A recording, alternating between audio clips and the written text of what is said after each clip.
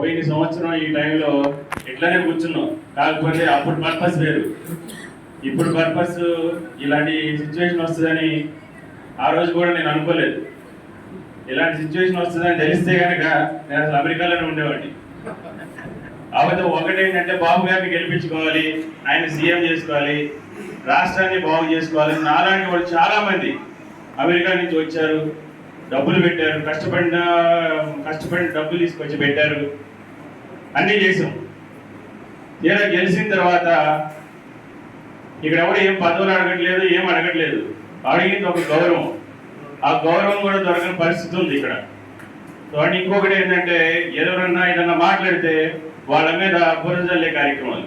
ఇప్పుడు నా గురించి చెప్తున్నారంటే అక్కడ నేను అక్కడ ఏదో డొనేషన్స్ కలెక్ట్ తీసుకొచ్చి పెట్టానని చెప్తున్నారంట. నేను అప్పుడు ఆ మధ్యకాలంలో కూడా చెప్పాను, ఎవరన్నా ₹1 అక్కడ ఇచ్చినట్టు, $1 ఇచ్చినట్టు ప్రూవ్ చేస్తే నేను వాళ్ళకి $100 వేసిస్తానని చెప్పాను. అది దానికి ఫ్రీ కట్టుబడే ఉన్నాను ప్రూవ్ చేస్తే. సో ఏంటంటే ఇవన్నీ బురద చల్లడం, ఇవన్నీ చేయడం గ్రూపులు అవుతున్నాయి. మా ఊర్లోనే నా మీద మా ఇంటి ముందు వాళ్ళ మీద వాళ్ళు చేసి డివైడ్ చేసి ఇవన్నీ చేయడం మరి ఎందుకో తెలియట్లేదు.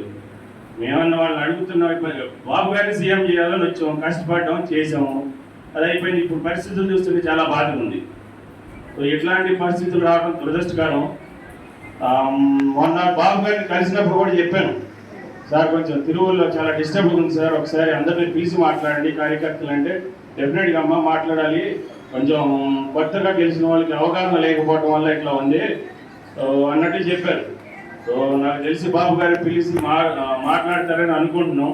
సో ఇవన్నీ త్వరలోనే అన్నీ సర్దుకొని మళ్ళీ ఇంతకు మునుపులాగా అందరం కలిసిపోయి పని చేసుకొని లోకల్ ఎలక్షన్లో కష్టపడి పని చేసుకొని గెలిపించుకొని కోరుకుందాం. అది అంటే దీనికి నేను ధన్యవాదాలు చెప్పకూడదు ఈ సిచ్యువేషన్లో ఉన్నందుకు. సో దీనికి చింతిస్తూ సెలవు చేసుకుంటాను. Thank you.